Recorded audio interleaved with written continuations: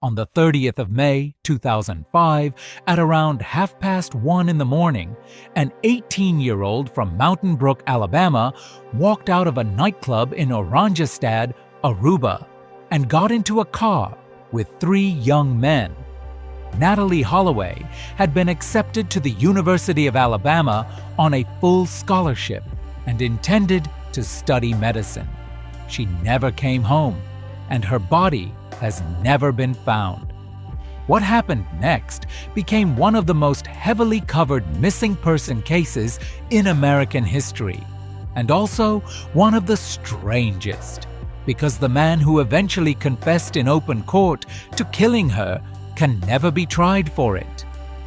Natalee traveled to Aruba on the 26th of May with roughly 124 classmates from Mountain Brook High School and 7 adult chaperones, an unofficial graduation trip, the kind that happens every year. She was last seen leaving Carlos and Charlie's with Joran van der Sloot, 17, a Dutch student at the International School of Aruba, and 2 Surinamese-born brothers, Deepak and Satish Kalpoe. When the group assembled for the flight home later that morning, she was not there. Her packed luggage and her passport were still in her room at the Holiday Inn. Her mother, Beth, was on the island within hours. What followed was by any measure a badly handled investigation. On the 5th of June, 2 former hotel security guards were detained on suspicion of murder and kidnapping. They were released 8 days later without charge, and the detour is now generally regarded as having cost the inquiry its first and best weeks. Van der Sloot and the Kalpoe brothers were arrested on the 9th of June. A disc jockey was arrested and released. Van der Sloot's father, Paulus, a lawyer then training to become a judge on the island, was detained for questioning and released by court order 4 days later. By September, everyone was free. There was a second round of arrests in November of 2007 on suspicion of manslaughter. Within 3 weeks, everyone was free again. In December of 2007, the chief prosecutor formally closed the case. Aruban police searched the island's landfill more than once. Dutch military divers searched the water. Nobody was ever charged in Aruba in connection with Natalee's death. While the investigation stalled, the coverage did not. The case ran nightly on American cable news for the better part of 2 years and made careers. Beth Holloway became a public figure herself, giving interviews, funding searches, keeping pressure on the Aruban authorities in a way that no ordinary family could have managed. The case also became the standard example of what researchers call missing white woman syndrome, the observation that the disappearance of a young, photogenic, affluent white woman commands a volume of coverage that the disappearance of a woman of color or a poor woman almost never does. The Holloway case documented that bias and simultaneously embodied it, absorbing an amount of national attention that hundreds of other missing people never received.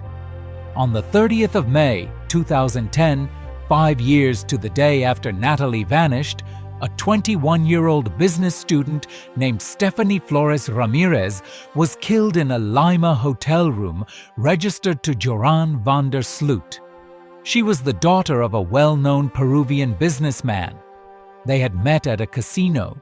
The surveillance footage shows them leaving together.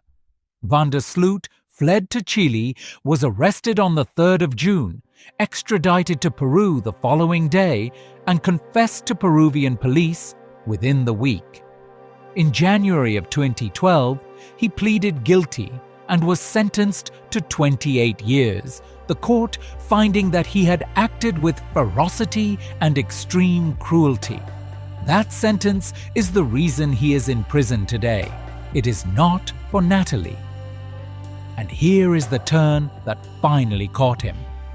In March of 2010, Before the Flores killing, Sloot contacted Beth Holloway's American attorney with an offer. For $250,000 with an advance of $25,000, he would reveal where Natalee's remains were and how she had died.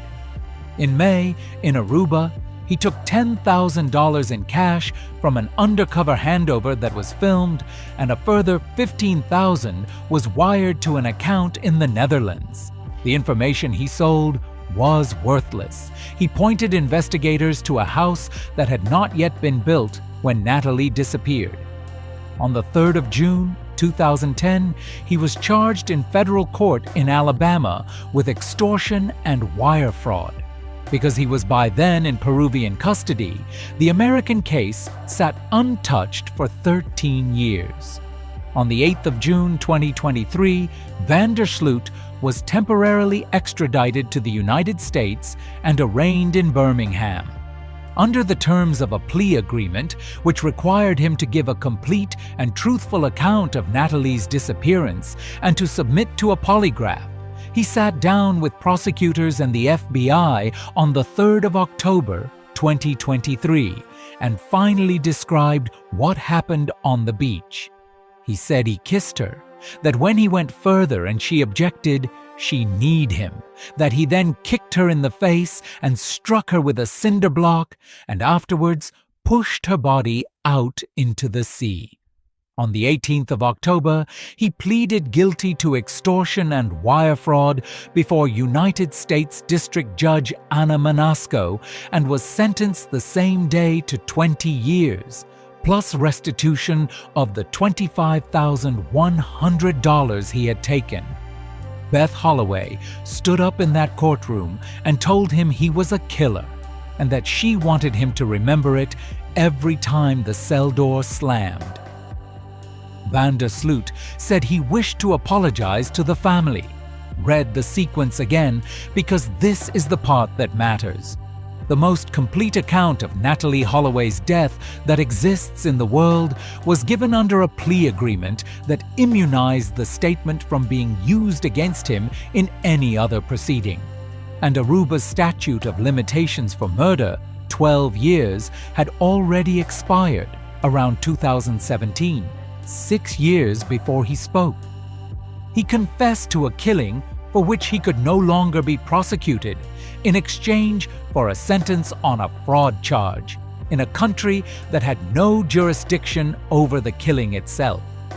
He was returned to Peru after sentencing, where his American sentence runs concurrently with his Peruvian one, and where Peruvian law caps total imprisonment at 35 years. In April of 2026, Aruba's prosecution service transferred the entire case file to Dutch prosecutors in Amsterdam, after concluding it had insufficient evidence and expired deadlines of its own. Beth Holloway, through a Dutch lawyer, has asked the Netherlands to prosecute.